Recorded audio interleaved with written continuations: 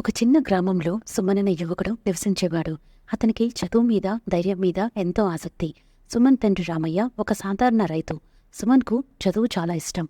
కానీ కుటుంబ ఆర్థిక పరిస్థితులు ఇబ్బందిగా ఉండటం వల్ల అతను విద్యని కొనసాగించడం కష్టమైంది.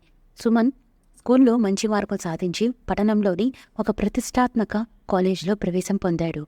కానీ ఫీజులు కట్టడానికి డబ్బులు లేకపోవడంతో అతను తీవ్రంగా ఆందోళన చెందాడు.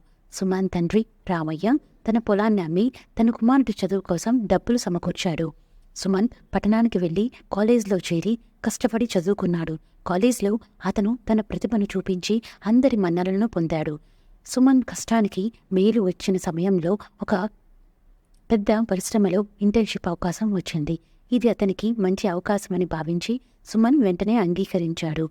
సుమన్ ఇంటర్న్షిప్ చేస్తున్న సమయంలో అతను పరిశ్రమకు కొన్ని ఆర్థిక ఇబ్బందులు ఎదురయ్యాయి. పరిశ్రమ మూతపడే స్థితికి చేరుకుంది.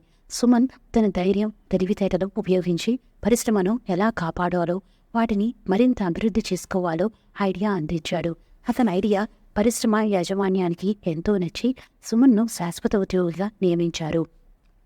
సుమన్ ఉద్యోగంలో మరింత కష్టపడి పరిశ్రమను మంచి స్థాయికి తీసుకెళ్లాడు. ఆ సమయంలో అతనికి తన తండ్రి రామయ్య గురించి ఆలోచన వచ్చింది. తన తండ్రి త్యాగం వల్లే ఈ స్థాయికి చేరుకున్నానని భావించి సుమన్ తన తండ్రిని పట్టణానికి తీసుకువెళ్ళాడు. రామయ్య తన కుమారుడి విజయాన్ని చూసి గర్వంగా అనిపించింది. "నువ్వు నా ఆశల్ని నిజం చేశావు సుమన్" అని రామయ్య కన్నీళ్లతో చెప్పాడు. సుమన్ తన తండ్రిని కౌగిలించుకొని, "నాన్న, మీరు చేసిన త్యాగం వల్లే నేను ఈ స్థాయికి చేరాను" అని ఆనందంగా అన్నాడు. చిన్న సందేశం: జీవితంలో కష్టపడి పనిచేయడం, ధైర్యం కలిగి ఉండడం మరియు సత్యం మాట్లాడడం ఎంతో ముఖ్యము. ఈ కథ ద్వారా తెలుసుకోవచ్చు, మన తల్లిదండ్రులు చేసిన త్యాగాలను ఎప్పటికీ మరవకుండా వాటిని గుర్తుంచుకొని మన విజయాన్ని వారితో పంచుకోవాలి. Thank you for watching smile square channel. Bye bye.